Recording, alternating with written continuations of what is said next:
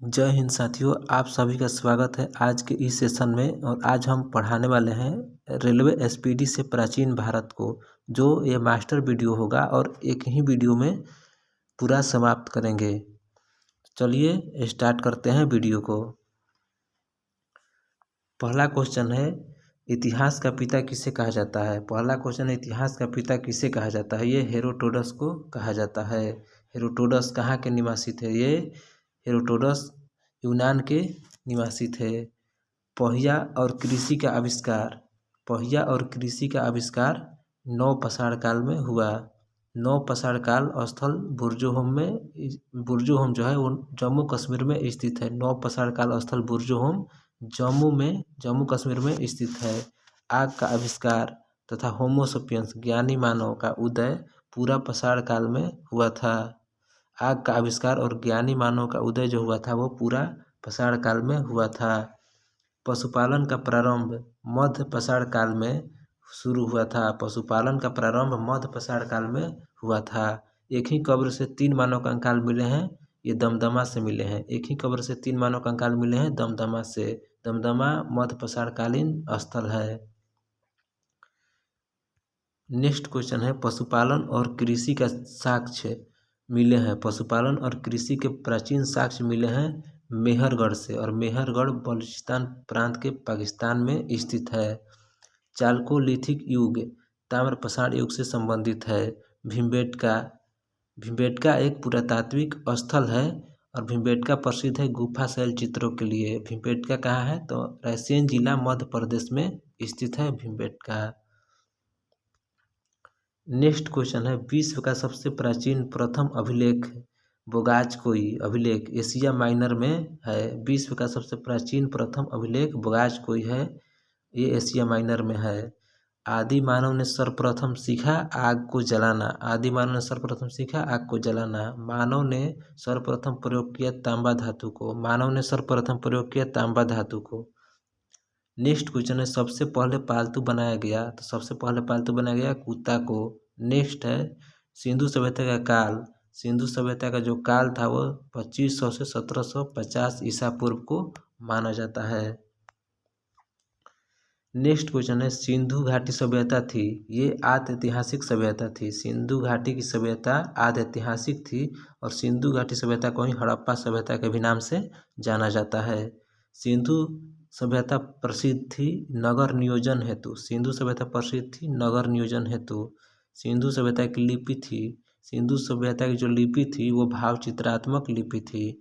सिंधु सभ्यता के लोगों का व्यवसाय था कृषि। सिंधु सभ्यता के लोगों का व्यवसाय कृषि था। सिंधु वासियों का मुख्य फसल, तो सिंधु वासियों का जो मुख्य फसल था वो गेहूं और जौ था। कपास की खेती प्रारंभ की सिंधु वासियों ने। कपास की खेती सर्वप्रथम सबसे पहले सिंधु वासियों ने ही शुरू की थी। नेक्स्ट क्वेश्चन है, सिंधु सभ्यता का पूर्वी एवं पश्चिमी पुरास्थल। तो सिंधु सभ्यता का जो पूर्वी स्थल है ये आलमगीरपुर है, जो मेरठ में स्थित है उत्तर प्रदेश में। और पश्चिमी पुरास्थल है सुतकांगे डोर, ये बलूचिस्तान पाकिस्तान प्रांत में स्थित है। सिंधु सभ्यता का उत्तरी और दक्षिणी पूरा स्थल। तो सिंधु सभ्यता का जो उत्तरी स्थल है ये मांडा है, अखनूर जो जम्मू कश्मीर में स्थित है। और दक्षिणी स्थल जो है दाइमाबाद, ये अहमदनगर महाराष्ट्र में स्थित है। आलमगीरपुर स्थित है, ये हिडन नदी के किनारे स्थित है आलमगीरपुर। मांडा स्थित है चिनाब नदी के किनारे। सिंधु सभ्यता थी ये नगरीय सभ्यता थी सिंधु सभ्यता।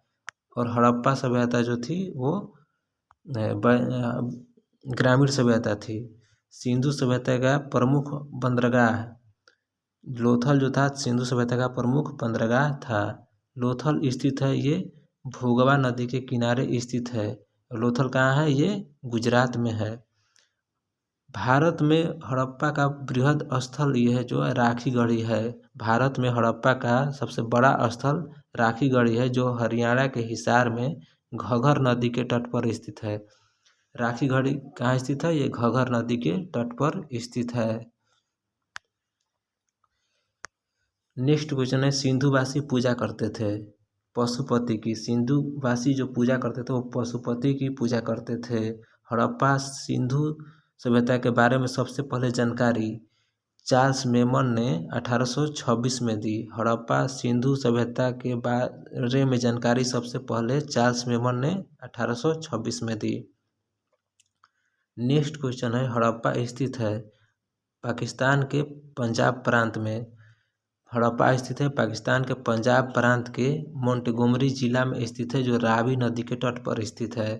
और ये रावी नदी के बाएं तट पर स्थित है हड़प्पा। रावी नदी इरावती नदी का प्राचीन नाम जो है वो परुष्णी है। हड़प्पा की सभ्यता थी कांस्य युगीन सभ्यता थी। हड़प्पा की सभ्यता कांस्य युगीन सभ्यता थी। नेक्स्ट क्वेश्चन है, हड़प्पाई समाज जो थी वो मृत सत्रात्मक थी। हड़प्पाई समाज जो थी मृत सत्रात्मक थी। नेक्स्ट क्वेश्चन है, स्वास्तिक चिन्ह का देन हड़प्पा की देन है स्वास्तिक चिन्ह। स्वास्तिक चिन्ह देन है हड़प्पा सभ्यता की। हड़प्पा निवासी का रुचि था शतरंज खेल में। हड़प्पा सभ्यता का जो रुचि था वो शतरंज खेल में था। नेक्स्ट क्वेश्चन है, धौलीवीरा स्थित है। तो धौलीवीरा गुजरात के कच्छ में स्थित है धौलीवीरा। नेक्स्ट क्वेश्चन है, R37 कब्रिस्तान ये हड़प्पा से मिला है। R37 कब्रिस्तान हड़प्पा से मिला है। नेक्स्ट क्वेश्चन है, हड़प्पा के लोग अभिज्ञान थे, मतलब हड़प्पा के लोग लोहा से परिचित नहीं थे और तलवार से भी परिचित नहीं थे। हड़प्पा की मुहरें जो बनी थी वो सेलखड़ी की बनी थी।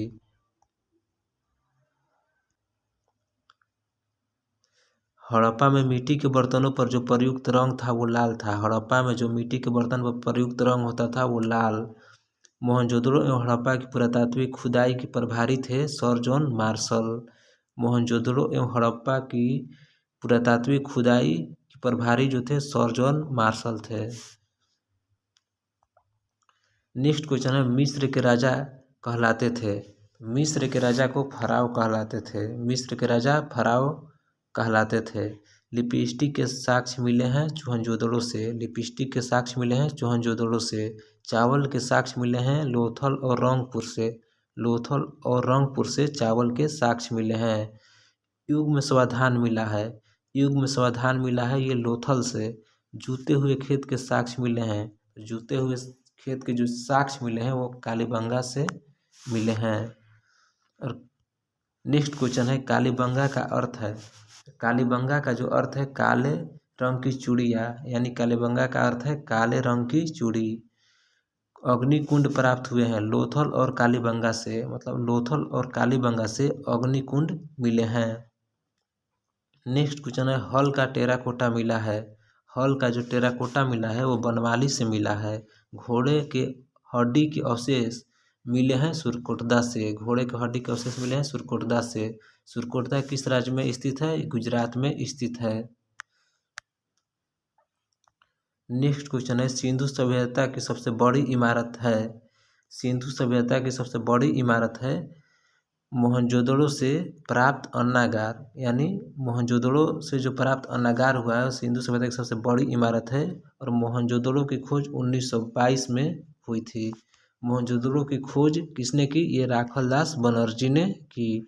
मोहनजोदड़ो का जो शाब्दिक अर्थ है ये मृतकों का टीला है। मोहनजोदड़ो का शाब्दिक अर्थ मृतकों का टीला है। नर्तकी की कांस्य मूर्ति मिली है मोहनजोदड़ो से। नर्तकी की कांस्य मूर्ति मिली है मोहनजोदड़ो से। मोहनजोदड़ो है पाकिस्तान के सिंध प्रांत के लरकाना जिला में स्थित है, जो सिंधु नदी के दाएं तट पर स्थित है। मोहनजोदड़ो पाकिस्तान के सिंध प्रांत में लरकाना जिला के सिंधु नदी के तट पर दाएं साइड में स्थित है। मोहनजोदड़ो से प्राप्त स्मारक। मोहनजोदड़ो से प्राप्त स्मारक है बृहत स्नानागार। मेसोपोटामिया, जिसका आधुनिक नाम है इराक, का अर्थ है दो नदियों के बीच की भूमि, यानी मेसोपोटामिया का अर्थ है दो नदियों के बीच की भूमि। और मेसोपोटामिया का आधुनिक नाम इराक है। मेसोपोटामिया सभ्यता का विकास किन नदियों के किनारे हुआ था? ये दजला और फरात नदियों के किनारे हुआ था मेसोपोटामिया सभ्यता का विकास।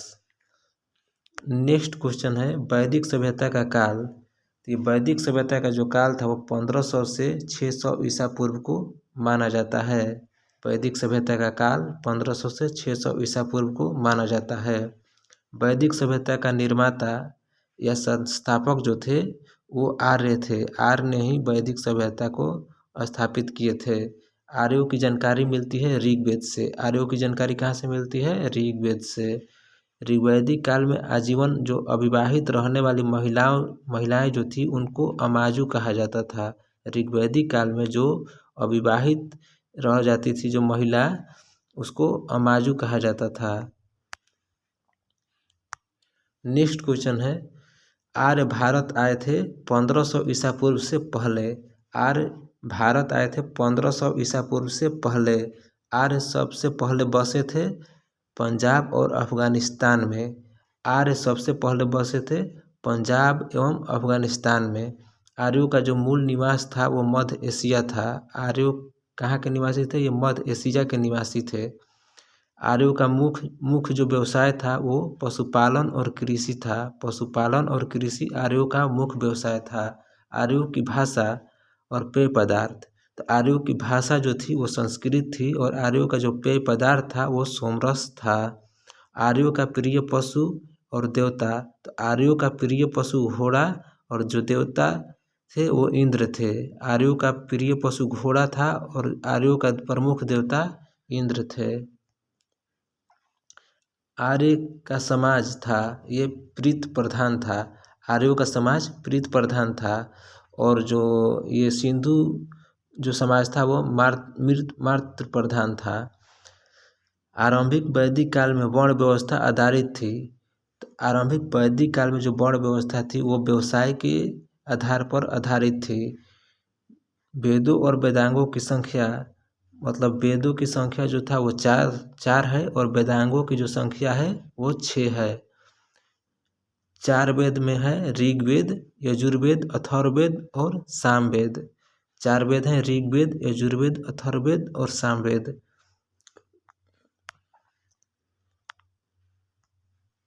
6 वेदांग है। वेदांग है जो 6 हैं जो वेदों के अंग को वेदांग कहते हैं और ये 6 हैं। पहला है शिक्षा, छंद, व्याकरण, निरुक्त, कल्प और ज्योतिष। वैदिक ऋचाओं का संग्रहित रूप है संहिता, यानी वैदिक ऋचाओं के संग्रहित रूप को ही संहिता कहते हैं। सबसे प्राचीन वेद ये ऋग्वेद है। सबसे प्राचीन वेद ऋग्वेद है और इसमें 228 सूक्त है। ऋग्वेद में 228 सूक्त है। ऋग्वेद के संकलनकर्ता ये कृष्ण द्वैपायन वेद व्यास हैं। ऋग्वेद के जो संकलनकर्ता है कृष्ण द्वैपायन वेद व्यास है। ऋग्वेद ऋचाओं को पढ़ने वाले जो ऋषि थे उसको होत्र कहा जाता था। ऋग्वेद के ऋचाओं को पढ़ने वाले ऋषि होत्र कहते थे। नेक्स्ट क्वेश्चन है, ऋग्वेद में कितनी नदियाँ का वर्णित है? मतलब ऋग्वेद में कितनी नदियाँ वर्णित है? तो ये 25। ऋग्वेद में सर्वाधिक बार वर्णित नदी जो है वो सिंधु है। ऋग्वेद में सर्वाधिक बार जो वर्णित नदी है वो सिंधु नदी है। नेक्स्ट क्वेश्चन है, ऋग्वेद में वर्णित सबसे पवित्र नदी ये सरस्वती है। सर्वाधिक बार उल्लेख हुआ है सिंधु नदी का और पवित्र नदी है सरस्वती। भारत में वैदिक सभ्यता विकसित हुई थी तो ये सरस्वती नदी के किनारे। भारत में जो वैदिक सभ्यता विकसित हुई थी वो सरस्वती नदी के किनारे। ऋग्वेद में गंगा और यमुना का उल्लेख है। तो ऋग्वेद में गंगा का उल्लेख 1 बार हुआ है और यमुना का जो उल्लेख हुआ है वो 3 बार हुआ है। ऋग्वेद में वर्णित प्रमुख देवता तो इंद्र थे और इंद्र को ही पुरंदर की संधि दी गई थी। मतलब इंद्र को पुरंदर नाम से भी पुकारा जाता था। नेक्स्ट क्वेश्चन है, गायत्री मंत्र। गायत्री मंत्र जो है ऋग्वेद के 3रे मंडल में स्थित है और गायत्री मंत्र के जो रचनाकार हैं जो गायत्री मंत्र लिखे थे वो विश्वामित्र थे। गायत्री मंत्र के रचनाकार विश्वामित्र। गायत्री मंत्र समर्पित है तो ये सूर्य देवता सावित्री को समर्पित है गायत्री मंत्र। नाट्य शास्त्र के रचयिता, नाट्य शास्त्र के जो रचयिता थे ये भरत मुनि थे। भरत मुनि को नाट्य शास्त्र के रचयिता माना जाता है। दक्षराज युद्ध यानी 10 राजाओं का जो युद्ध था का उल्लेख जो मिलता है ऋग्वेद के 7वें मंडल में मिलता है। और दक्षराज जो युद्ध लड़ा गया था वो पुरस्रणी यानी रावी नदी के तट पर सुदास एवं 10 जनों के बीच लड़ा गया था, जिसमें सुदास की हार हो गई थी। 7वां मंडल किस वंश से संबंधित है? ये वशिष्ठ से संबंधित है 7वां मंडल। 8वें मंडल की ऋचाएँ कहलाती है खील, यानी खील जो है वो 8वें मंडल की ऋचाएँ को खील कहते हैं। सोम देवता को समर्पित है 9वां मंडल। 9वां मंडल किसको समर्पित है? सोम देवता को समर्पित है। नेक्स्ट क्वेश्चन है, ऋग्वेद में सबसे बाद का निर्मित जो मंडल है वो 10वां है। मतलब ऋग्वेद में सबसे बाद में बनाया गया है 10वां मंडल। ऋग्वेद की मूल लिपि थी ये ब्राह्मणी लिपि थी। ऋग्वेद की मूल लिपि क्या थी? ब्राह्मणी। धर्मशास्त्रों में भू राजस्व दर था 1/6। धर्मशास्त्रों में भू राजस्व का दर 1/6 था। वैदिक काल का प्रमुख पशु था गाय। वैदिक काल का प्रमुख पशु गाय। वैदिक काल में किस जानवर को अघन्या यानी अघन्या मतलब न मारे जाने वाले योग माना गया है? ये गाय को न मारने वाला कहा गया है। और जो गाय को मारता था उसको देश से निकालने की भी परंपरा थी। नेक्स्ट क्वेश्चन है, गद एवं पद वाला वेद है। तो गद और पद जो दोनों में लिखा जाता है वो यजुर्वेद है, जिसको हम गद और पद दोनों में लिख सकते हैं यजुर्वेद को। यज्ञ संबंधी विधि विधान ये यजुर्वेद में मिलता है। यज्ञ संबंधी जो विधि विधान है ये यजुर्वेद में मिलता है। धार्मिक अनुष्ठान से संबंधित वेद, जो धार्मिक अनुष्ठान से संबंधित वेद है वो यजुर्वेद है। धार्मिक अनुसंधान से जो संबंधित है वो यजुर्वेद है। तंत्र मंत्र जादू टोना और संग्रहित वेद है, जिसमें तंत्र मंत्र और जादू टोना जो है वो अथर्ववेद में मिलता है। अथर्ववेद एक ग्रंथ है 20 खंडों का, मतलब अथर्ववेद का 20 खंड है। नेक्स्ट क्वेश्चन है, अथर्ववेद में कुरुओं का राजा बताया गया है। अथर्ववेद में कुरुओं का राजा किसे बताया गया है? ये राजा परीक्षित को बताया गया है कुरुओं का राजा। अथर्ववेद में प्रजापति की 2 पुत्रियां कहा गया है। अथर्ववेद में प्रजापति की 2 पुत्रियां कहा गया है सभा और समिति को। भारतीय संगीत का जनक ये सामवेद को माना जाता है। सामवेद में सूक्तों की संख्या कितनी है? 1810 सूक्त है सामवेद में। सामवेद यजुर्वेद के मंत्रों का उच्चारण करने वाले ऋषि कहलाते हैं। तो सामवेद का जो उच्चारण करते हैं उसको उद्गाता कहते हैं, और यजुर्वेद के जो उच्चारण करते हैं उसे अर्घायु कहते हैं। ऐत्रेय ब्राह्मण संबंधित है ऋग्वेद से। ऐत्रेय ब्राह्मण ग्रंथ जो संबंधित है वो ऋग्वेद से संबंधित है। पंचविश ब्राह्मण ग्रंथ संबंधित है सामवेद से। गोपद संबंधित है अथर्ववेद से, और शतपथ ब्राह्मण ग्रंथ संबंधित है यजुर्वेद से। नेक्स्ट क्वेश्चन है, राज अभिषेक समारोह का विवरण। राज्याभिषेक समारोह का विवरण ऐत्रेय ब्राह्मण ग्रंथ में मिलता है। राज अभिषेक समारोह का विवरण ऐत्रेय ब्राह्मण ग्रंथ में मिलता है। नेक्स्ट क्वेश्चन है, उत्तर वैदिक काल के संबंध में जानकारी मिलती है। तो उत्तर वैदिक काल के संबंध में जानकारी आपको मिलेगी सामवेद, यजुर्वेद और अथर्ववेद से। नेक्स्ट क्वेश्चन है, उत्तर वैदिक कालीन समाज किन 4 वर्णों में विभक्त था? उत्तर वैदिक कालीन समाज जो था वो किन 4 वर्णों में विभक्त था? तो ये ब्राह्मण, क्षत्रिय, वैश्य और शूद्र, ये 4 भागों में विभक्त था।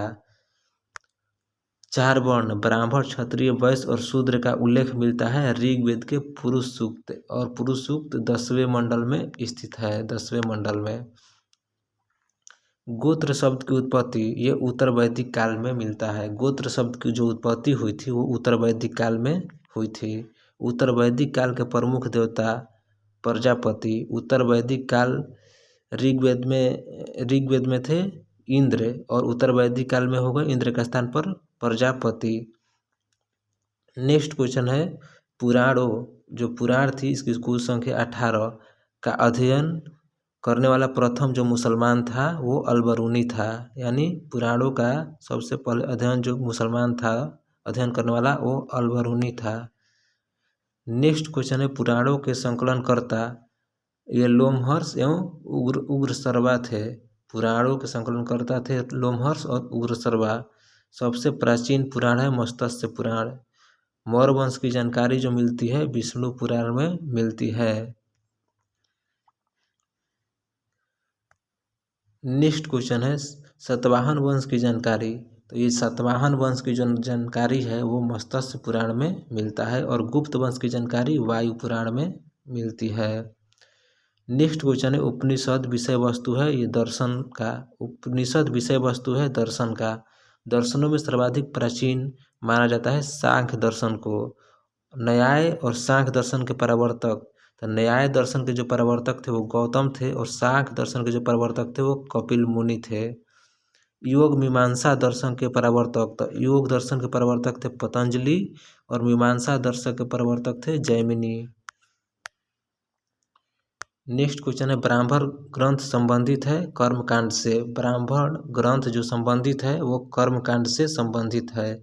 उपनिषदों की संख्या, तो उपनिषदों की जो संख्या है वो 108 है, लेकिन प्रमाणिक में है जो 13 है। 13 को ही प्रमाणिक किया गया है। नेक्स्ट क्वेश्चन है सत्यमेव जयते लिखा गया है। सत्यमेव जयते लिया गया है, सत्यमेव जयते लिया गया है ये मुनको उपनिषद से। मुनको उपनिषद से लिया गया है सत्यमेव जयते। तमसो मां ज्योतिर्मय और ओम का जो लिया गया है वो बृहदारण्यक उपनिषद से लिया गया है। भारत की प्रथम कानून की पुस्तक है वो मनु स्मृति है। मनु स्मृति को भारतीय कानून की प्रथम पुस्तक मानी जाती है। स्मृति ग्रंथों में सबसे प्राचीन है मनु स्मृति। स्मृति ग्रंथ में सबसे प्राचीन है मनु स्मृति और मनु स्मृति शुंग काल का मानक ग्रंथ है। मतलब मनु स्मृति मानक ग्रंथ है शुंग काल का। प्राचीन हिंदू विधि यानी मनु स्मृति के लेखक थे मनु। भारत का प्रथम महाकाव्य ये रामायण था। भारत का प्रथम महाकाव्य रामायण था और रामायण के रचयिता थे महर्षि वाल्मीकि। महर्षि वाल्मीकि ने ही रामायण को लिखा था। नेक्स्ट क्वेश्चन है भारत का सबसे बड़ा महाकाव्य। भारत का सबसे बड़ा महाकाव्य महाभारत और महाभारत के जो रचयिता थे वो महर्षि वेदव्यास को माना जाता है। नेक्स्ट क्वेश्चन है महाभारत का अन्य नाम था जय संहिता। महाभारत का अन्य नाम भी है जिसका नाम है जय संहिता। महाभारत का फारसी अनुवाद रजनामा नाम से हुआ है। महाभारत का फारसी में अनुवाद जो है रजनामा नाम से किसने किया है, ये बदायूनी ने किया है 16वीं सदी में।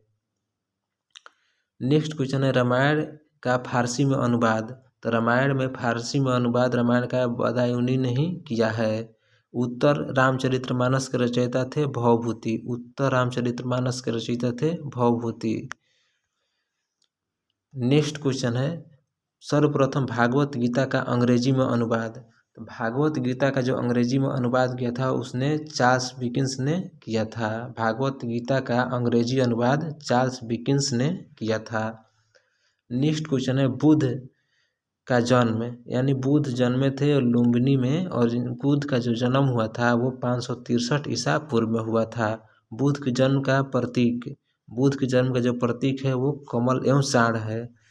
बुद्ध की जो मृत्यु हुई थी वो 483 ईसा पूर्व में हुई थी। कुशीनगर की मल गणराज्य की राजधानी थी कुशीनगर।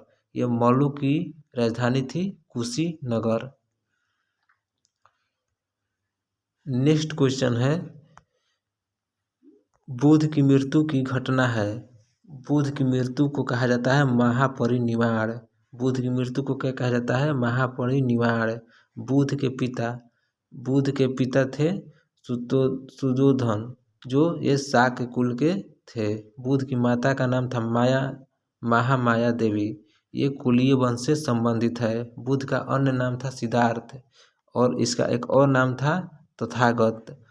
बुद्ध के प्रथम गुरु ये अलार्कराम थे। बुद्ध के प्रथम गुरु अलार्कराम थे। बुद्ध के द्वितीय गुरु थे रुद्रक पुत्र। बुद्ध के द्वितीय गुरु थे। नेक्स्ट क्वेश्चन है बुद्ध के प्रिय घोड़ा और सारथी। तो बुद्ध के प्रिय घोड़ा का जो नाम था वो कंथक था और सारथी का जो नाम था वो चना था।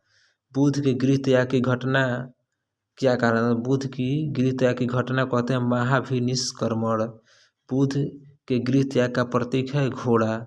बुध का प्रथम प्रवचन कहलाया था धर्मचक्र परिवर्तन। बुध का जो प्रथम प्रवचन था वो धर्मचक्र परिवर्तन के नाम से जाना जाता है। बुध को ज्ञान की जो प्राप्ति कहाँ हुई थी? बुध की ज्ञान की प्राप्ति हुई थी बोध गया में। कहाँ? निरंजना नदी के तट पर पीपल वृक्ष के नीचे।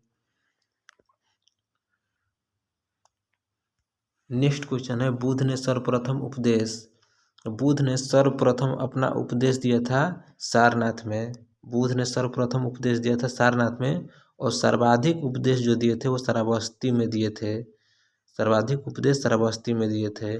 बुध ने उपदेश दिया था पाली भाषा में। बुध ने अपना उपदेश जो दिया था वो पाली भाषा में दिया था। बुध ने सर्वाधिक उपदेश दिए थे श्रावस्ती में। बुध ने सर्वाधिक उपदेश दिए थे श्रावस्ती में।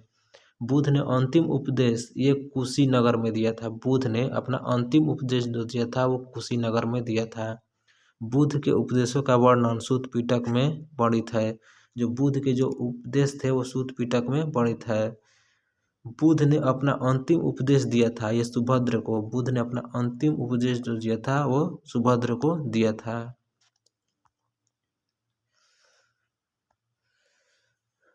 नेक्स्ट क्वेश्चन है बौद्ध ग्रंथों में सबसे प्राचीन ग्रंथ है त्रिपिटक। बौद्ध ग्रंथ में सबसे प्राचीन ग्रंथ है त्रिपिटक। त्रिपिटक ग्रंथ है बुध के उपदेशों का संग्रह। मतलब बुध के जो उपदेश के जो संग्रह है वो त्रिपिटक में है। बौद्ध धर्म के 3 रत्न हैं। बौद्ध धर्म के त्रिरत्न हैं बुद्ध धम्म और संघ। बौद्ध धर्म के त्रिरत्न हैं बुद्ध धम्म और संघ। बौद्ध धर्म ग्रहण करने वाली प्रथम महिला गौतमी थी। बौद्ध धर्म ग्रहण करने वाली प्रथम महिला गौतमी। गंधार कला संबंधित है बौद्ध धर्म से। गंधार कला जो संबंधित है वो बौद्ध धर्म से संबंधित है। नेक्स्ट क्वेश्चन है पाली केनन मूल ग्रंथ है। पाली केनन मूल जो ग्रंथ है वो बौद्ध धर्म का ग्रंथ है पाली केनन।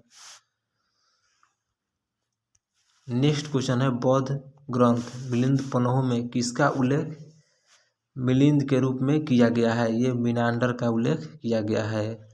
मिलिंद पन्ह ग्रंथ की रचना इस मिलिंद पन्ह ग्रंथ की रचना नागसेन ने की थी। मिनांडर को ही मिलिंद कहा जाता है। मिनांडर ने बौद्ध धर्म की दीक्षा नागसेन यानी नागार्जुन से ली। नागार्जुन का ही नाम है नागसेन। नेक्स्ट क्वेश्चन है मिलिंद पन्हों में किसके बीच के संवाद का वर्णन है? मिलिंद पन्हों में किसके बीच के संवाद का वर्णन है? तो ये नागसेन और मिनांडर के बीच का संवाद मिलिंद पन्हों में है।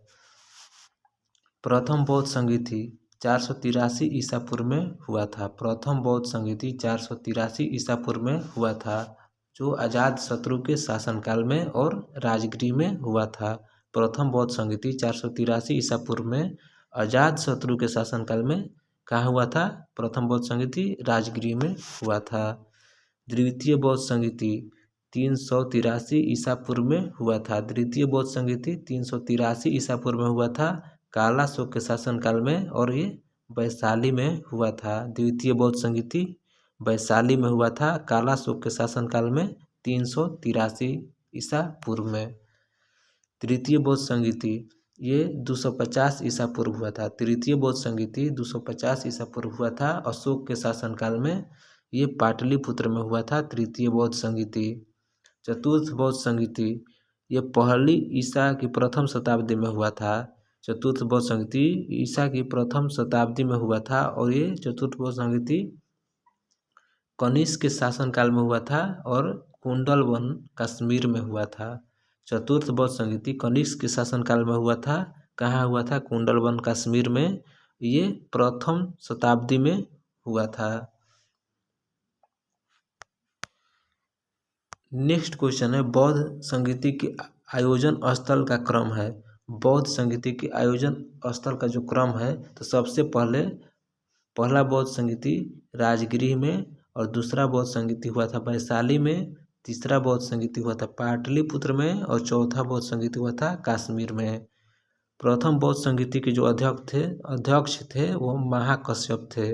प्रथम बौद्ध संगीति के अध्यक्ष महाकश्यप थे। द्वितीय बौद्ध संगीति के अध्यक्ष साबाकामी थे। तृतीय बौद्ध संगीति के अध्यक्ष मोगलीपुत्तिस थे और चतुर्थ बौद्ध संगीति के अध्यक्ष वासुमित्र थे। पहली बार बौद्ध धर्म का विभाजन, तो पहली बार जो बौद्ध धर्म का विभाजन हुआ था वो तृतीय बौद्ध संगीति में, और दोबारा एक भी हुआ था वो चतुर्थ बौद्ध संगीति में हुआ था।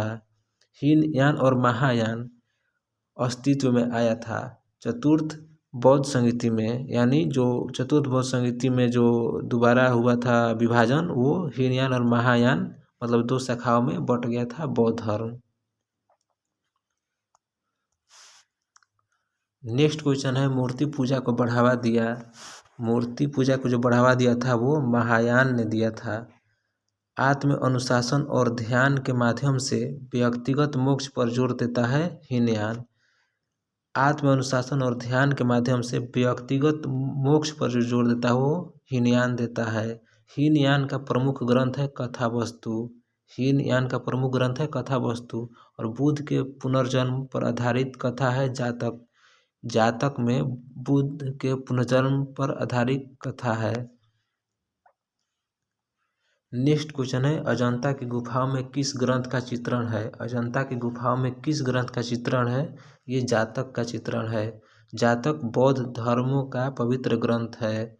बौद्धों का पवित्र ग्रंथ है जातक। और अजंता की गुफा में किस धर्म का चित्रण है, जातक का। नेक्स्ट क्वेश्चन है बौद्ध धर्म का पूजा स्थल है। बौद्ध धर्म का पूजा स्थल है चैत्य मंडप, यानी चैत्य को बौद्धों का पूजा स्थल माना जाता है। एशिया का ज्योति पुंज कहा गया है, ये गौतम बुद्ध को कहा गया है एशिया का ज्योति पुंज, light of Asia. Next question है चंद्र प्रघोत, ये समकालीन थे गौतम बुद्ध के। चंद्र प्रघोत समकालीन थे गौतम बुद्ध के। चंद्र प्रघोत राजा थे अवंती के। चंद्र प्रघोत राजा थे अवंती गणराज्य के। नेक्स्ट क्वेश्चन है बुद्ध की मूर्तियों का निर्माण कुषाण काल में हुआ था। बुद्ध की मूर्तियों का निर्माण जो हुआ था वो कुषाण काल में हुआ था। बुद्ध के प्रथम अनुयायी शासक थे। बुद्ध के प्रथम अनुयायी शासक थे बिंबिसार, प्रसेनजीत और उदयन। बिंबिसार, प्रसेनजीत एवं उदयन बुद्ध के प्रमुख अनुयायी थे। नेक्स्ट क्वेश्चन है गौतम बुद्ध को देवता और भगवान का स्थान प्राप्त हुआ कनिष्क के शासन काल में। गौतम बुद्ध को देवता यानी भगवान का स्थान प्राप्त हुआ कनिष्क के समय में। नेक्स्ट क्वेश्चन है स्तूप। स्तूप एक अर्धगोलाकार रचना है और जहां बुद्ध के अवशेषों को रखा गया है। स्तूप क्या है, एक अर्धगोलाकार रचना है और स्तूप में ही बुद्ध के अवशेषों को रखा गया है। स्तूप का प्रवेश द्वार कहलाता है तोरण। स्तूप का प्रवेश द्वार तोरण कहलाता है। नेक्स्ट क्वेश्चन है स्तूप के चारों ओर परिक्रमा करने के लिए जो वृत्ताकार जो पथ बनाया गया है वो कहलाता है प्रदक्षिणा। प्रदक्षिणा कहलाता है। स्तूप के चारों ओर परिक्रमा करने के लिए जो वृत्त का जो पथ होता है वो कहलाता है प्रदक्षिणा। प्रदक्षिणा पथ एक लकड़ी की बाड़ से घिरा होता है जो कहलाता है वेदिका। नेक्स्ट क्वेश्चन है शरीर के अवशेष रखने के लिए बनाए गए स्तूपों को किस रूप में जाना जाता है। सिरिरिका, यानी शरीर के जो अवशेष रखे हैं जो स्तूप बना है उसको जाना जाता है सिरिरिका के नाम से। स्तूप में अर्धवृत्ताकार टीले के रूप में बालकनी जैसी संरचना कहलाती है। स्तूप में अर्धवृत्ताकार टीले के रूप में बालकनी जैसी संरचना को कहते हैं हर्मिका। नेक्स्ट क्वेश्चन है हर्मिका के ऊपर एक छतरीनुमा संरचना होती है जो कहलाता है वृष्टि। वृष्टि कहलाता है।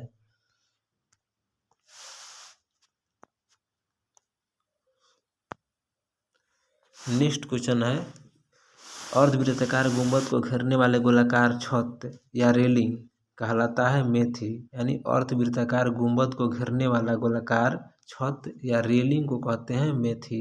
विश्व शांति स्तूप ये राजगीर बिहार में स्थित है।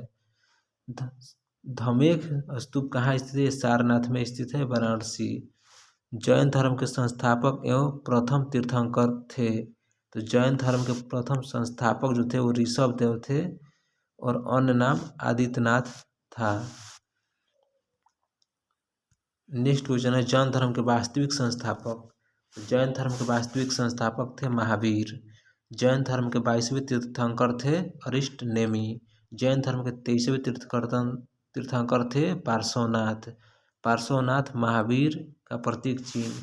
तो पार्श्वनाथ का प्रतीक जो चिन्ह था वो सर्प था और महावीर का जो प्रतीक चिन्ह था वो सिंह था। पार्श्वनाथ को ज्ञान की प्राप्ति हुई थी समेध पर्वत पर। पार्श्वनाथ को ज्ञान की प्राप्ति कहाँ हुई थी? समेध पर्वत पर। पार्श्वनाथ की 4 शिक्षाएं, सत्य, अहिंसा, असत्य एवं अपरिग्रह। पार्श्वनाथ की जो 4 शिक्षाएं थी वो सत्य, अहिंसा, असत्य, अपरिग्रह। 5वां महाव्रत ब्रह्मचर्य को जोड़ा गया था, महावीर ने जोड़ा था। 5वां महाव्रत था ब्रह्मचर्य, जो ये महावीर ने जोड़ा था। जैन धर्म के अंतिम यानी 24वां तीर्थंकर थे महावीर। जैन धर्म के अंतिम यानी 24वां तीर्थंकर महावीर थे।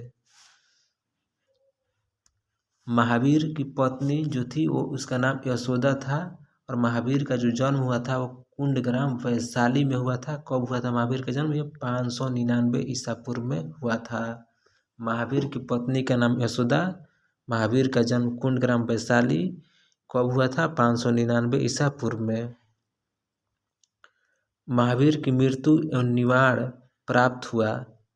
तो महावीर की मृत्यु पावापुरी राजगृह में हुआ था। महावीर की मृत्यु पावापुरी में राजगृह बिहार में कब हुई थी? महावीर की मृत्यु ये 468 ईसा पूर्व में हुई थी, मल राजा सृष्टिपाल के राजप्रसाद में। मल राजा सृष्टिपाल के राजप्रसाद में हुई थी महावीर की मृत्यु। नेक्स्ट क्वेश्चन है महावीर के बचपन का नाम। महावीर के बचपन का नाम वर्धमान था। महावीर की राजघराने में पैदा हुए थे। महावीर किस राजघराने में पैदा हुए थे? ये क्षत्रिय। महावीर के पिता का नाम था सिद्धार्थ और महावीर के पिता जो थे वो ज्ञात्री कुल के थे। महावीर के माता का नाम था त्रिशला और ये लिच्छवी गणराज्य की थी। महावीर के पुत्री का नाम था अनुजा और प्रियदर्शिनी। महावीर के पुत्री का नाम अनुजा और प्रियदर्शिनी था। नेक्स्ट क्वेश्चन है महावीर स्वामी को ज्ञान की प्राप्ति हुई थी। तो महावीर स्वामी को ज्ञान की प्राप्ति हुई थी जिरिम्भी ग्राम में ऋजुपालिका नदी के तट पर साल वृक्ष के नीचे। जैन धर्म के पूर्ण ज्ञान के लिए शब्द है कैवल्य। मतलब जो जैन धर्म के संपूर्ण ज्ञान को जब प्राप्त हो जाता है उसको कहते हैं कैवल्य। जैन धर्म का परम लक्ष्य है मोक्ष की प्राप्ति। जैन धर्म का परम लक्ष्य है मोक्ष की प्राप्ति। महावीर ने प्रथम उपदेश राजगृह में दिया था। महावीर ने प्रथम उपदेश राजगृह में दिया था। प्रथम शिष्य अनुयायी था। तो महावीर का प्रथम शिष्य जमाली और ये भी अनुयायी था। जमाली जो था महावीर का दामाद था। महावीर के शिष्य कहलाए गणधर। महावीर के शिष्य कहलाए गणधर या गंधर्व। महावीर ने अपने शिष्यों को विभाजित किया है 11। महावीर ने अपने शिष्यों को 11 गणधरों में विभाजित किया है। महावीर और बुद्ध दोनों ने उपदेश दिया था मगध नरेश बिंबिसार के शासनकाल में। महावीर और बुद्ध दोनों ने उपदेश दिया था बिंबिसार के शासनकाल में। नेक्स्ट क्वेश्चन है जैन धर्म के त्रिरत्न थे। जैन धर्म के जो त्रिरत्न थे वो सम्यक दर्शन, सम्यक ज्ञान और सम्यक आचरण। सम्यक दर्शन, सम्यक ज्ञान, सम्यक आचरण, ये जैन धर्म के त्रिरत्न थे। जैन धर्म के 2 संप्रदाय श्वेतांबर और दिगंबर। जैन धर्म के 2 संप्रदाय थे श्वेतांबर और दिगंबर। श्वेत वस्त्र धारण करने वाले को श्वेतांबर कहते हैं और दिगंबर जो थे ये नग्न रहते थे। श्वेतांबर संप्रदाय के संस्थापक थे स्थूलभद्र। दिगंबर संप्रदाय के संस्थापक थे भद्रबाहु। जैन तीर्थंकरों की जीवनी ये कल्प सूत्र में मिलती है। जैन तीर्थंकरों की जीवनी कल्प सूत्र में मिलती है और कल्प सूत्र की जो रचना की थी वो भद्रबाहु ने की थी। कल्प सूत्र की रचना भद्रबाहु ने की थी। जैन साहित्य को कहा जाता है आगम। जैन साहित्य को कहा जाता है आगम। प्रथम जैन सभा तो प्रथम जैन सभा हुआ था ये 300 ईसा पूर्व में हुई थी। प्रथम जैन सभा 300 ईसा पूर्व में हुई थी। कहाँ हुई थी? पाटलिपुत्र में स्थूलभद्र की अध्यक्षता में हुई थी। प्रथम जैन सभा पाटलिपुत्र में स्थूलभद्र की अध्यक्षता में 300 ईसा पूर्व में हुई थी।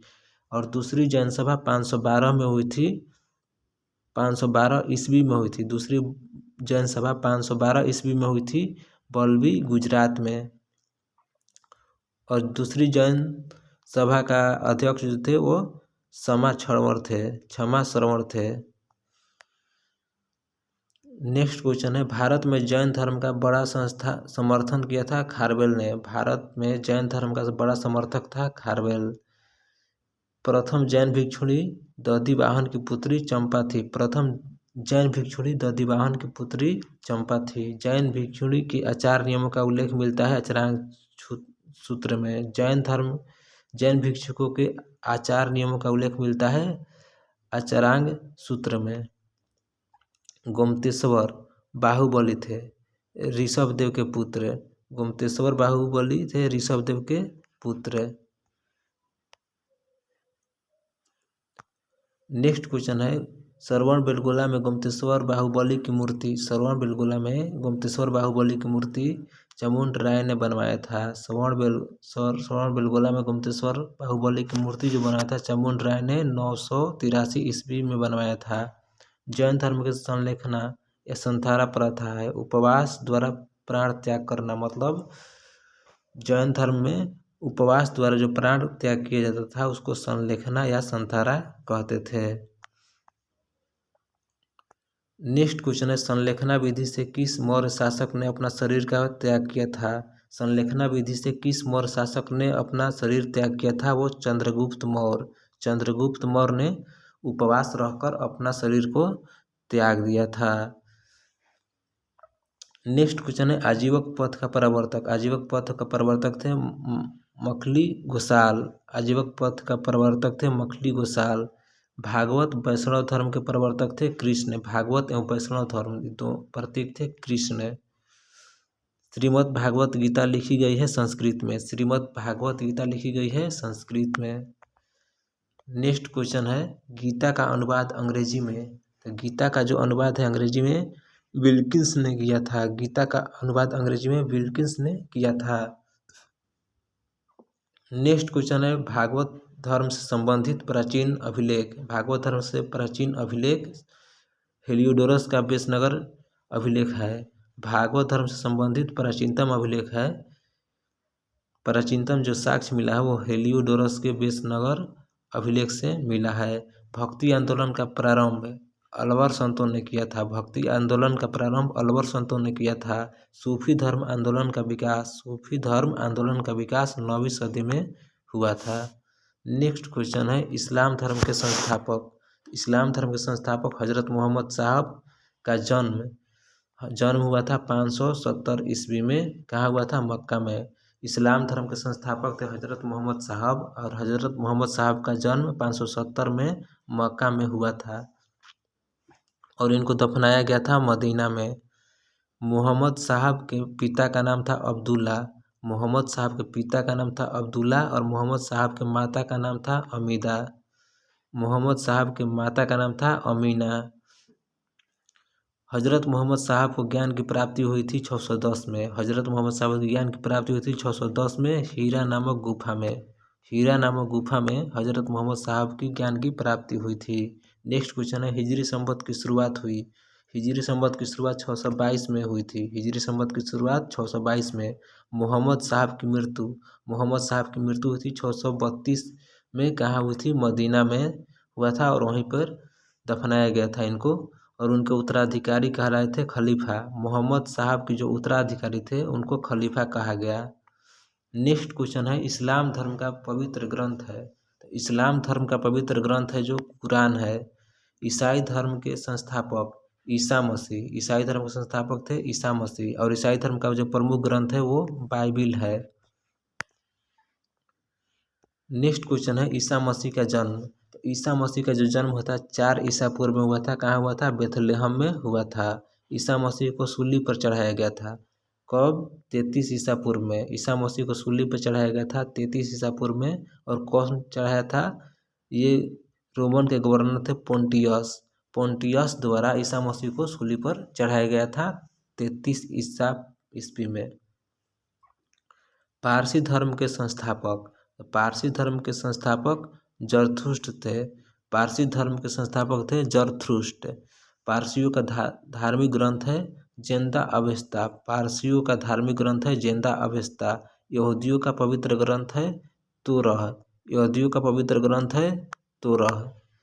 नेक्स्ट क्वेश्चन है 16 महाजनपदों की सूची मिलती है। 16 महाजनपदों की सूची मिलती है बौद्ध ग्रंथ में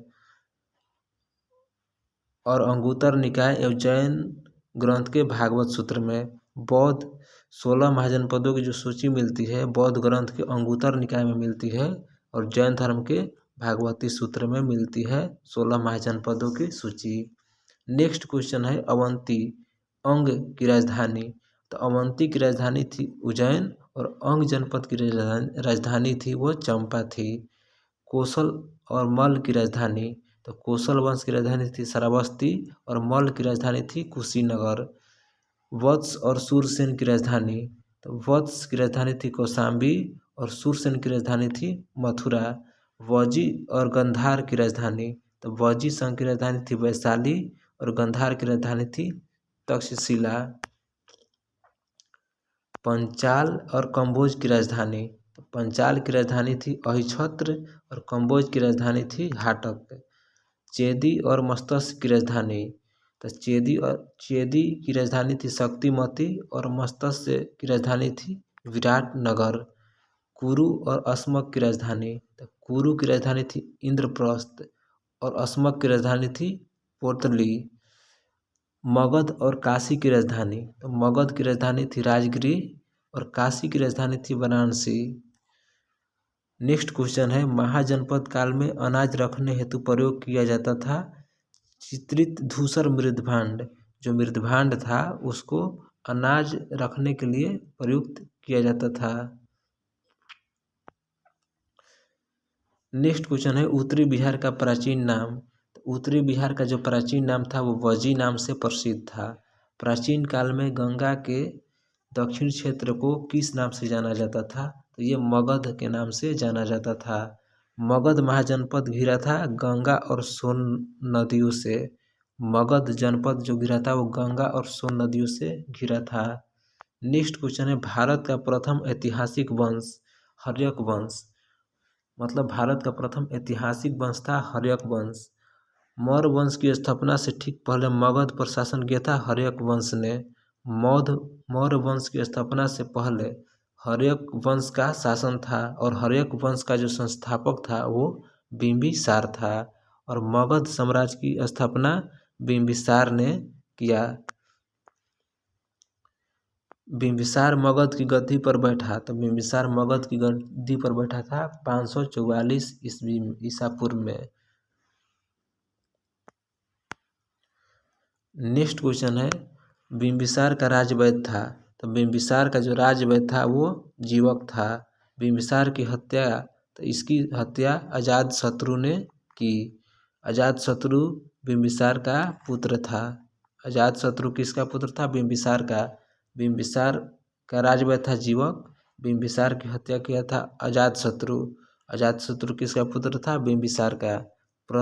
मगध की प्रथम राजधानी गिरिब्रिज थी। मगध की प्रथम राजधानी गिरिब्रिज थी।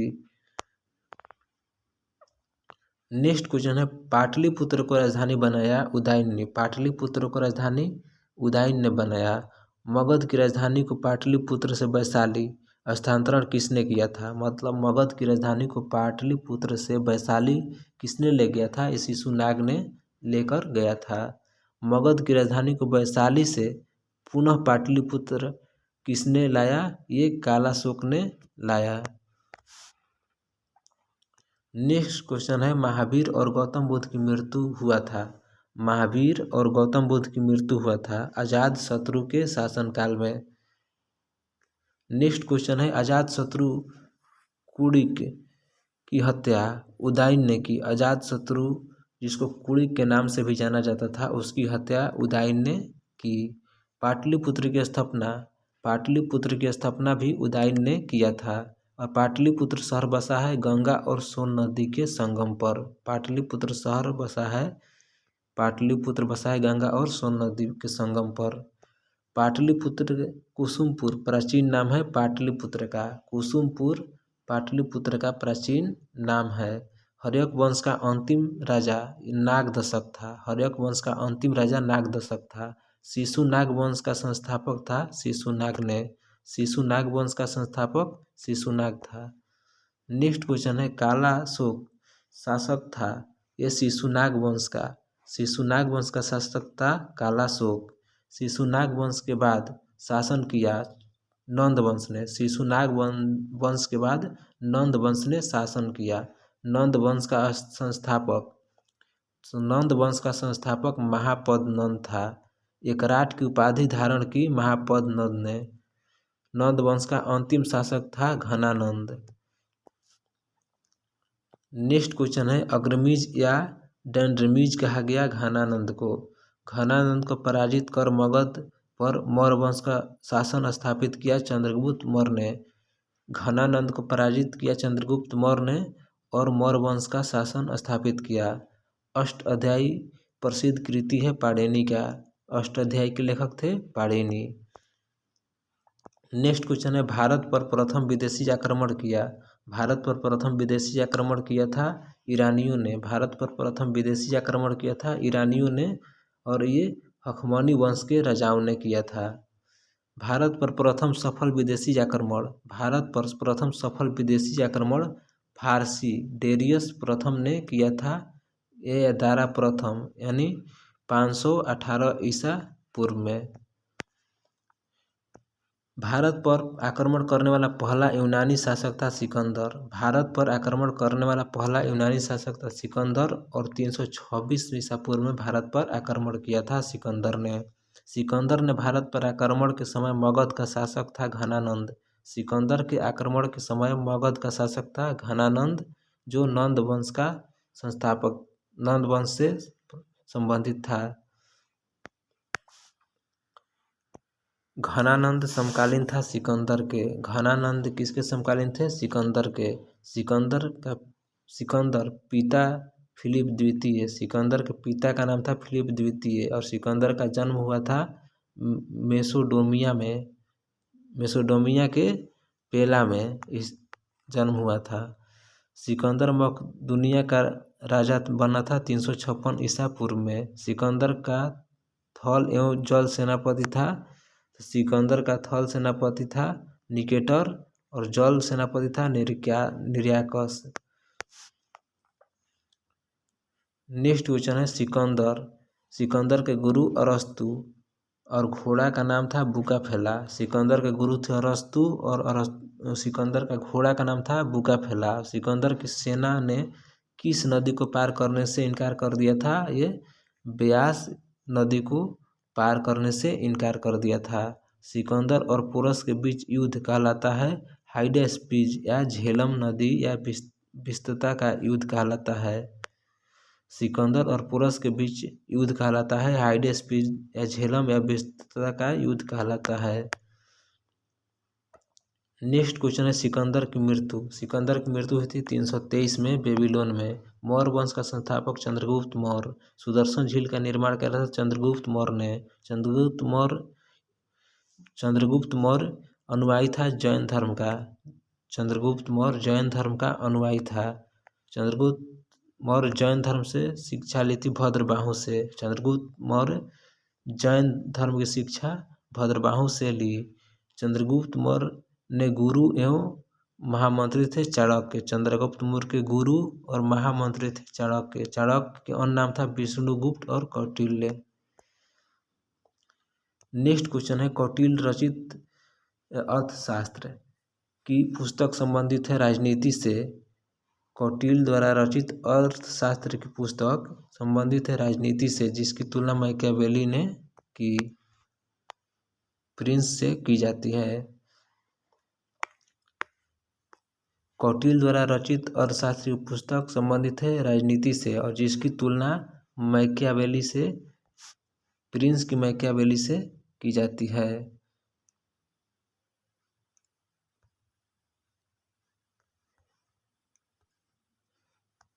नेक्स्ट क्वेश्चन है कौटिल्य का अर्थशास्त्र कितने अधिकरण में विभाजित है। कौटिल्य का अर्थशास्त्र भारत 15 में विभाजित है। कौटिल्य का अर्थशास्त्र कितने पर अधिकरण में विभाजित है 15। भारत का मुक्तिदाता किसे कहा गया है चंद्रगुप्त मौर्य का।